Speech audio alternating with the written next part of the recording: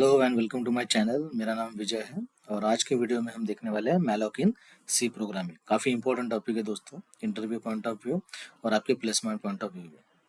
तो आज के वीडियो में हम देखेंगे कि static versus dynamic memory allocation क्या होता है, फिर मैलोक का इंट्रोडक्शन देखेंगे और उसके बाद हम एक छोटा सा प्रोग्राम देखेंगे।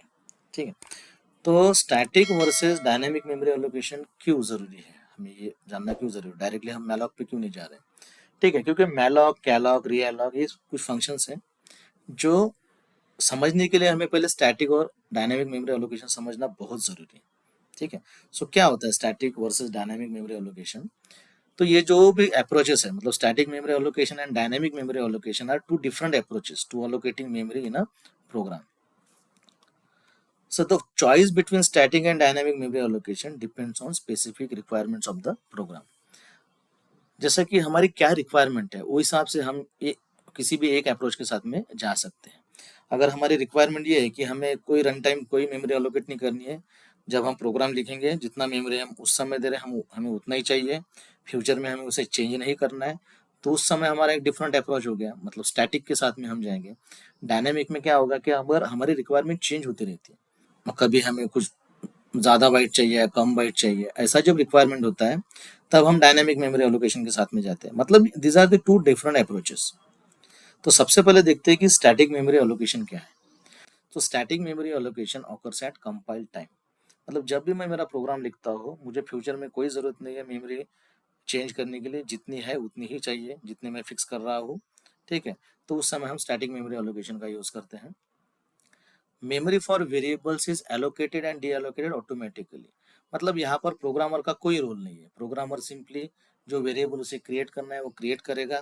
अब उसे कितनी मेमोरी एलोकेट हो रही है, कितनी मेमोरी उसकी डिस्ट्रॉय हो रही है, डीएलोकेट हो रही है, ये सारी जो चीज़ें ये ऑटोमेटिकली होगी। मतलब ये मशीन जो रहेगा, आपका जो भी कंपाइलर है वो हैंडल करेगा, आपको उसकी टेंशन लेने की जरूरत नहीं है। The size of the allocated memory is determine eight compile time. जैसे कि मैंने कहा कि आप प्रोग्राम लिख रहे हो, आप उसी समय बोल रहे हो कि ठीक है भाई, इतनी ही मेमोरी मुझे देना है, उतनी ही एलोकेट होगी। तो साइज भी जो है it is automatically decided. Variables with static allocation are typically stored in the stack memory. ये काफी इंपॉर्टेंट लाइन है। ठीक है, आपको इंटरव्यू में भी पूछ सकते हैं कि जो वेरिएबल्स हम क्रिएट करते हैं यूजिंग स्टैटिक एलोकेशन, तो कहाँ स्टोर होते हैं, किस मेमोरी में स्टोर होते हैं, तो स्टैक मेमोरी में स्टोर होते हैं। The lifetime of statically allocated variable is the entire duration of the program. अब लाइफ टाइम क्या होता है किसी भी वेरिएबल का, जब कोई वेरिएबल हम क्रिएट करते हैं उस समय उसको कुछ मेमोरी एलोकेट होती है, जैसा ही हमारा प्रोग्राम खत्म हो जाता है उससे वो मेमोरी वापस ली जाती है। मतलब मेमोरी एलोकेट करना और फिर मेमोरी डीएलोकेट करना, इस बीच का जो ड्यूरेशन है उसे कहेंगे हम उसका लाइफ टाइम। तो स्टैटिकली एलोकेटेड जो वेरिएबल्स होता है तो उनका लाइफ टाइम कब तक है, जब तक कि प्रोग्राम एग्जीक्यूट हो रहा है। जैसे ही प्रोग्राम टर्मिनेट हो गया उनकी लाइफ भी खत्म हो जाएगी। ठीक है, मतलब जो मेमोरी उनको अलोकेट की गई थी वो उनसे डीअलोकेट की जाएगी, मतलब उनसे वो मेमोरी छीन ली जाएगी। डायनेमिक मेमोरी एलोकेशन क्या है? So dynamic memory allocation occurs at run time. So this is the basic difference between static and dynamic. Static में क्या होता है कि कंपाइल टाइम मेमोरी एलोकेट होती है। डायनेमिक मेमोरी एलोकेशन में क्या होगा कि जो भी मेमोरी एलोकेट होगी वो रन टाइम होगी। मतलब प्रोग्राम रन करने के बाद में प्रोग्रामर उसे डिसाइड करेगा कि कितना ब्लॉक एलोकेट करना है। So memory is allocated and deallocated explicitly by the programmer. ये पूरा कंट्रोल जो है प्रोग्रामर का रहेगा। Size of the allocated memory can be determined dynamically during the program execution. मतलब जो भी मेमोरी हमें चाहिए उसका कितना साइज रहेगा, that is determine at the time of run time. Dynamically allocated memory is typically obtain from the heap. जब भी हम डायनेमिकली मेमोरी एलोकेट करते हैं उस समय वो मेमोरी कहाँ रहेगी, तो हीप में रहेगी। हीप और स्टैक ये डेटा स्ट्रक्चर्स है। तो स्टैटिक में क्या होता है कि हम जो भी स्टोर करते हैं स्टैटिकली वो कहाँ स्टोर होता है, स्टैक मेमोरी के अंदर। बट यहाँ पे जो डायनेमिकली एलोकेटेड मेमोरी रहेगी वो कहाँ से लेंगे हम, हीप मेमोरी से। The life time of dynamically allocated memory can B control by the programmer. मतलब स्टैटिक में क्या हो रहा है कि भाई जो भी मेमोरी एलोकेट हो रही है और डी एलोकेट हो रही है, ये सारी चीजें जो है मशीन हैंडल कर रही है, जो भी आपका कंपाइलर है, इंटरप्रेटर है, वो हैंडल कर रहा है। ठीक है, बट यहाँ पे क्या होगा, डायनेमिकली में प्रोग्रामर हैंडल करेगा सारी चीजें। मतलब अलोकेशन का काम भी प्रोग्रामर कर रहा है, तो उस मेमोरी को जो अलोकेट किया है डी एलोकेट करने का काम भी प्रोग्रामर का ही रहेगा। Examples of dynamic allocation include using functions like malloc, calloc, realloc to allocate memory from the heap and free to deallocate it. ठीक है, तो खुद ब खुद तो ये चीज़ें नहीं होंगी, तो इसके लिए हमें कुछ फंक्शन चाहिए। तो कौन से फंक्शन है जिनके यूज से हम डायनामिक मेमोरी एलोकेशन कर सकते हैं? तो फंक्शंस के नाम है malloc, calloc, realloc। और जो मेमोरी हमने अलोकेट किया है यूजिंग दिस फंक्शंस, हमें क्या करना है, उसे फ्री भी करना है। तो उसके लिए हमारे पास एक फंक्शन है फ्री नाम का। By using this free function we can deallocate the allocated memory. ठीक है, तो आई होप यहाँ तक आपको स्टैटिक एलोकेशन क्या होता है, डायनेमिक एलोकेशन क्या होता है, वो पूरा समझ में आया होगा। तो अब हम आगे बढ़ सकते हैं, मतलब अब आपको मैलॉक समझने में थोड़ा आसानी हो जाएगी। So in C programming malloc is a function that is used to dynamically allocate the memory on the. ठीक है, अब हमें ये तो पता चल गया है कि भाई डायनेमिकली हमें मेमोरी एलोकेट करना है, मतलब क्या करना है, रन टाइम हमें मेमोरी एलोकेट करनी है। तो यहाँ पर जो है मैलॉक की हेल्प से, by using malloc function we can do this thing. So it stands for memory allocation. So malloc का फुल फॉर्म क्या है, मेमोरी एलोकेशन। मतलब मैलॉक में जो पहला एम है, this is for memory and alloc for allocation. Okay, the malloc function is defined in the stdlib.h header file. अगर malloc function को हमको यूज करना है तो उसके लिए हमको इस हेडर फाइल का यूज करना होगा, मतलब इसे हमें इंक्लूड करना होगा। The purpose of malloc is to request a block of memory of specified size from the operating system. कितनी मेमोरी हमें चाहिए, कितना ब्लॉक ऑफ मेमोरी हमें चाहिए, that we need to specify. और वो सिर्फ हम किसकी मदद से कर सकते हैं, मैलॉक की मदद से कर सकते हैं, मैलॉक फंक्शन का यूज करके हम कर सकते हैं। The allocated memory is then return to as a void pointer. मतलब void पॉइंटर के ऊपर मैंने एक वीडियो बनाया है, अगर आपने वो वीडियो नहीं देखा है तो आप देख सकते हो, उसकी लिंक मैं नीचे दे दूंगा।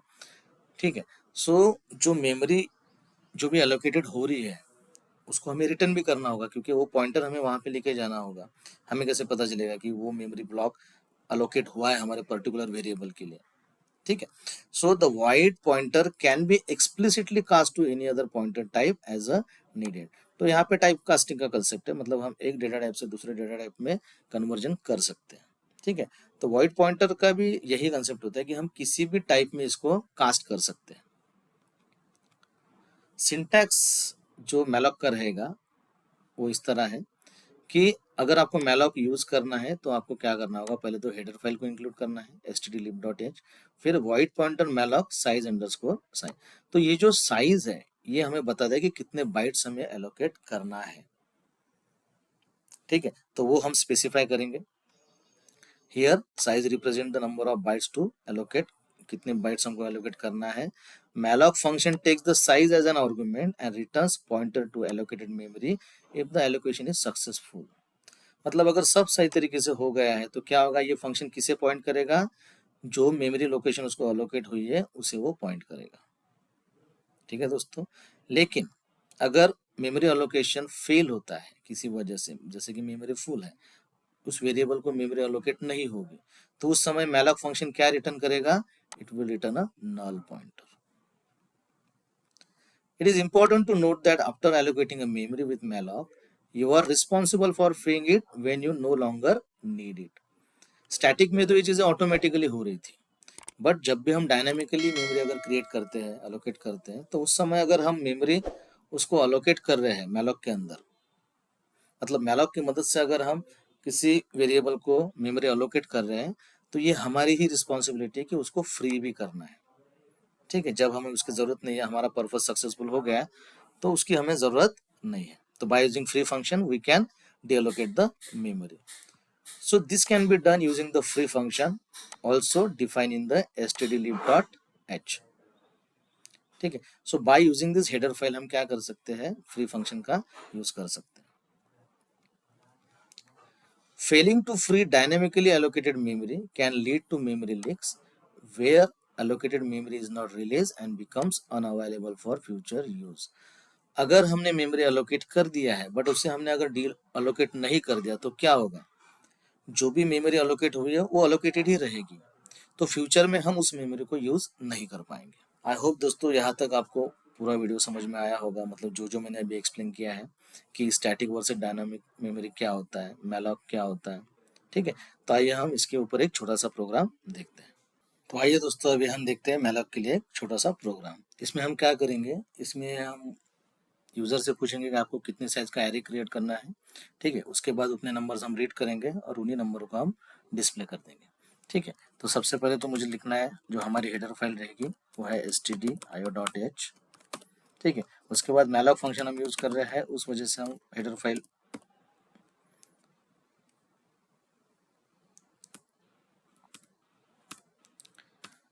फिर हम मैलॉक फंक्शन का यूज़ करने वाले हैं, तो उसके लिए हमें इंक्लूड करना होगा std_lib.h नाम की हेडर फाइल। ठीक है, फिर हम देखेंगे हमारा मेन फंक्शन। ओके, सो हमारा जो प्रोग्राम है इसके लिए हमें चाहिए 3 वेरिएबल्स। तो पहला वेरिएबल तो रहेगा हमारा इंटीजर पॉइंटर्स। तो जो हमारा फर्स्ट वेरिएबल है वो है इंटीजर पॉइंटर, जिसके लिए हम नंबर्स नाम का एक वेरिएबल डिक्लेयर कर रहे हैं। ठीक है, फिर हमें चाहिए साइज, जो कि हम डायनेमिकली रीड करने वाले हैं, प्लस हम एरे का प्रोग्राम करने वाले हैं यूजिंग पॉइंटर। सो यहाँ पे मुझे लूप का यूज़ करना है और लूप के लिए चाहिए एक लूप वेरिएबल। ठीक है, यहाँ तक आपको कोई प्रॉब्लम नहीं होगा। फिर हम क्या करेंगे, एक मैसेज डिस्प्ले करेंगे यूज़र के लिए कि एंटर द साइज। ठीक है, मतलब जो यूज़र है वो साइज को एंटर करेगा, वो कुछ भी एंटर कर सकता है, वो 5 एंटर कर सकता है, 10 कर सकता है। ठीक है, ये हम स्टैटिकली डिसाइड नहीं कर रहे हैं, रन टाइम ये मैसेज जाएगा और वो जो भी वैल्यू एंटर करेगा उसे हम स्टोर करेंगे साइज वेरिएबल के अंदर। तो यहाँ पे लिख रहा हूँ मैं %d और एम्परसेंड साइज। ठीक है, तो चलिए यहाँ पे क्या हो गया कि हमने एक मैसेज डिस्प्ले किया, एंटर द साइज। फिर उसके बाद हमें जो भी यूज़र एंटर करेगा वो वैल्यू स्टोर हो जाएगी साइज वेरिएबल के अंदर। अब मैं लिख रहा हूँ नंबर्स। ठीक है, क्योंकि ये मेरा एक पॉइंटर वेरिएबल है, तो इसमें मुझे क्या करना है, इसमें मुझे मैलॉक की मदद से मेमोरी ब्लॉक असाइन करना है। सो सबसे पहले तो मैं लूँगा इसका रिटर्न टाइप। तो यहाँ पे मैं लिख रहा हूँ इंटीजर पॉइंटर। ठीक है, फिर हमारा जो मैलॉक है, मैलॉक फंक्शन, अब यहाँ पे हमें स्पेसिफाई करना है साइज, कितने साइज का। अगर यहाँ पर मैं सिर्फ लिख देता हूँ साइज, तो इससे क्या हो जाएगा कि उतने बाइट्स इस नंबर को अलोकेट हो जाएंगे। बट मेरा एम क्या है, मुझे चाहिए नंबर्स का एरे। तो साइज इनटू कितने एलिमेंट्स मुझे चाहिए, तो एक इंटीजर का साइज होता है 4 बाइट्स। ठीक है, तो मुझे साइज इनटू वो 4 बाइट्स करना होगा, मतलब साइज ऑफ इंटीजर। तो यहाँ पे क्या होगा कि जो साइज ऑफ इंटीजर है तो ये होता है 4, और टोटल साइज है सपोज 10। सो 4 इंटू 10 ये हो जाएगा आपका 40 बाइट्स, मतलब इस नंबर्स के लिए 40 बाइट्स का एक मेमोरी अलोकेट किया जाएगा। आई होप यहाँ पे आपको कोई दिक्कत नहीं है। अगर मैं सिंपली साइज लिखता हूँ तो क्या हो जाएगा, सिर्फ 10 बाइट्स, अगर मैं साइज की वैल्यू 10 है तो सिर्फ 10 बाइट्स उसको अलोकेट होगा। बट मुझे अगर 10 इंटीजर्स चाहिए तो एक इंटीजर के लिए 4 बाइट्स असाइन होता है, तो इसलिए यहाँ पे लिखा है मैंने कि साइज ऑफ इंटीजर। ठीक है, चलिए, तो यहाँ पे एक तो अलोकेशन सक्सेसफुल हो सकता है या तो सक्सेसफुल नहीं हो सकता, तो वो भी हम चेक करेंगे कि if numbers not equal to null. ठीक है, क्योंकि अगर अनसक्सेसफुल होता है तो नंबर्स की वैल्यू हो जाएगी नल, तो वही हम यहाँ पे चेक करेंगे, अगर नल नहीं है तो आगे बढ़ो। सो यहाँ पे और एक मैसेज हम डिस्प्ले करेंगे यूजर को कि एंटर %d इंटीजर्स। अब %d इंटीजर्स एंटर करो, मतलब क्या कि भाई जो आपने साइज दिया है उतने नंबर आपको क्या करना है, एंटर करना है। ठीक है, सो एक मैसेज उसको जाएगा। अब यहाँ पे अगर सपोज यूजर एंटर करता है 5, तो 5 टाइम्स मुझे वो वैल्यू रीड करना पड़ेगा, मतलब 5 टाइम्स मुझे स्कैन अप लिखना होगा। तो instead of that I am writing one for loop. So यहाँ पे लिख रहा हूँ मैं i इज इक्वल टू 0। ठीक है, i लेस देन साइज और i प्लस प्लस। ठीक है, ये हो गया हमारा लूप। इसके अंदर हमें क्या करना है, तो सिर्फ नंबर रीड करना है। सो रीड करने के लिए हम क्या करेंगे, स्कैनएफ का यूज करेंगे। ठीक है, और यहाँ हम लिखेंगे %d comma ampersand numbers of i। ठीक है, क्योंकि नंबर भले ही आपको यहाँ पे दिख रहा है कि ये तो सिर्फ पॉइंटर है, बट यहाँ पे हमने इस नंबर्स को एक पूरा ब्लॉक अलोकेट कर दिया, तो it will be work like a array. ठीक है, तो ये एक लूप हो गया हमारा नंबर रीड करने के लिए। अभी हम सेम लूप यूज करेंगे नंबर डिस्प्ले करने के लिए। तो टाइप करने के अलावा मैं क्या करूँ, यहाँ पे पेस्ट कर देता हूँ। ठीक है, तो यहाँ पे एक मैसेज में डिस्प्ले कर देता हूँ कि भाई आपने जो नंबर एंटर किया है वो ये है। So print the integers are entered by you. ठीक है, तो हम बोलेंगे कि आपने जो जो भी नंबर एंटर किया है वो ये है। तो स्कैनएफ की जगह हम लिखेंगे प्रिंटएफ। अब यहाँ पे लूप तो कोई चेंज करके फायदा नहीं है, क्योंकि जितने नंबर हम रीड कर रहे हैं उतने नंबर हम डिस्प्ले कर रहे हैं। ठीक है, और यहाँ से हम ये एम्परसेंड को भी हटा देते हैं। तो ये हो जाएगा। यहाँ पे हमने क्या किया है, तो मेमोरी अलोकेट कर दिया डायनामिकली। फिर यहाँ पे हमने क्या किया, नंबर को रीड किया जितनी साइज है उतना, और यहाँ पर हमने क्या किया, जितने नंबर है उतने डिस्प्ले कर दिया। ठीक है, ये सारी चीजें हम कब कर रहे हैं कि मेमोरी अगर सक्सेसफुली अलोकेट होती है तो। अब हमारा जो पर्पस था वो तो फुलफिल हो गया। हमने मेमोरी अलोकेट कर दिया, हमने नंबर रीड कर दिया और हमने नंबर डिस्प्ले भी कर दिए। नाउ जो मेमोरी हमने अलोकेट किया उसे अभी हमें फ्री करना है, डी अलोकेट करना है। तो हम उसके लिए फंक्शन लिखते हैं फ्री। और ये जो नंबर्स है इसको जो मेमोरी अलोकेट हुआ है इसको हमें फ्री करना है। ये लिखना बहुत जरूरी है। जो मेमोरी आपने अलोकेट किया है उसको डी अलोकेट करना बहुत जरूरी है। ठीक है, ये सारी चीजें कब हो रही है, अगर नंबर्स नल नहीं है तो। लेकिन अगर नंबर नल है तो अनसक्सेसफुल हुआ डायनेमिक अलोकेशन तो यहाँ पे हम लिखेंगे एल्स। और एल्स के अंदर क्या करेंगे, हम सिंपली एक मैसेज डिस्प्ले कर देंगे कि allocation is unsuccessful. Allocation is unsuccessful, ये मैसेज हम उसको डिस्प्ले कर देंगे। तो यहाँ पे हमारा प्रोग्राम जो है वो खत्म हो गया। ठीक है, अब यहाँ पे लिख रहा हूँ मैं रिटर्न 0 और सेमीकोलन। चलिए, तो इसको अभी हम कंपाइल कर देते हैं। तो सक्सेसफुली कंपाइल हो गया है। अब इसे हम रन करते हैं। तो यहाँ पे मुझे मैसेज आ रहा है इंटर द साइज। अभी साइज कुछ भी दे सकता हूँ मैं। ठीक है, तो मैं यहाँ पे दूंगा सपोज 5। तो मुझे पूछ रहा है फिर एंटर 5 इंटीजर्स। तो मैं एंटर कर रहा हूँ 1 2 3 4 5। तो देखिए मुझे मैसेज क्या है कि the integers are entered by you 1 2 3 4 5। ये हमें एक ही नंबर दिख रहा है, क्यों, क्योंकि हमने इस %d के बाद में स्पेस देना चाहिए था। चलिए फिर से एक बार हम इसको कंपाइल करके रन करते हैं। ठीक है, तो enter the size, again I am entering 5। अब इस टाइम मैं क्या करता हूँ 5 4 3 2 1। तो देखिए हमारा आउटपुट आ रहा है 5 4 3 2 1। आई होप दोस्तों यहाँ तक तो आपको कोई प्रॉब्लम नहीं होगा, मैलॉक समझने में कोई दिक्कत नहीं होगी। ठीक है, आपको अच्छे से समझ गया होगा। फिर भी अगर आपको कुछ भी नहीं समझा है तो मुझे कमेंट कीजिए। ठीक है, मैं आपको ज़रूर उसका जवाब दूंगा। ओके दोस्तों, सो अगर आपको ये वीडियो पसंद आई है तो इसे लाइक कीजिए, शेयर कीजिए। Thank you very much. अगर आपने मेरे चैनल को सब्सक्राइब नहीं किया है तो सब्सक्राइब भी कीजिए। ठीक है, so thank you very much. मिलते हैं अगले वीडियो में।